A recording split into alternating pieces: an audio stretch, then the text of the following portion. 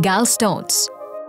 Ito ay mga maliliit na bato na nabubuo sa gallbladder o apdo. Ito ay kadalasang gawa sa cholesterol at bilirubin. Paano nagkakaroon ng bato sa gallbladder? Nabubuo ang gallstones kapag ang bile na nasa gallbladder ay tumitigas na tulad sa bato.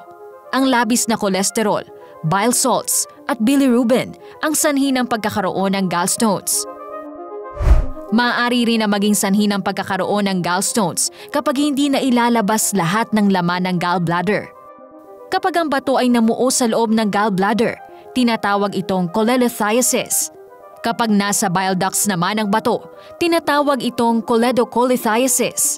Kapag nabarahan ng bato ang bile ducts, maaari itong maging sanhi ng infection ng bile ducts, pancreas at liver. Mas mataas ang risk ng pagkakaroon ng gallstones sa mga overweight o obese, mga edad 40 pataas, at mga kababaihan, partikular sa mga nagkaanak na. Kadalasan ay walang sintomas na nararamdaman kapag may gallstones. Ngunit kapag ang mga ito ay lumaki o humarang na sa bile ducts, magsisimula ng lumabas ang mga sintomas. Ilan sa mga ito ay ang pagsakit ng itaas na bahagi ng tiyan na maaaring tumagal ng 30 minutes hanggang ilang oras. Pagsakit ng likod sa gitna ng shoulder blades, pagsakit ng kanang balikat, pagkahilo at pagsusuka, lagnat, pakiramdam na parang hindi natutunawan ng kinain, at paninilaw ng balat o mata. Karaniwang treatment sa gallstones ay ang cholecystectomy o ang removal ng gallbladder. Maaari pa ring mabuhay ang isang tao kahit wala na itong gallbladder.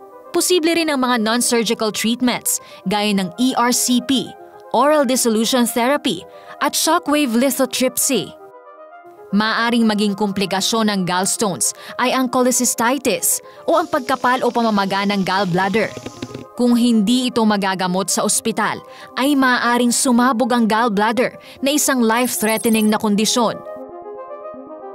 Posible ring magkaroon ng pancreatitis o pamamaga ng pancreas. Ito ay isa ring seryosong kondisyon at kinakailangang maipagamot sa ospital.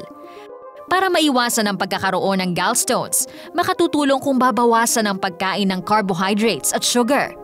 At dadagdagan ang pagkain ng food items na mataas ang fiber content tulad ng prutas, gulay, oats at beans. Now you know!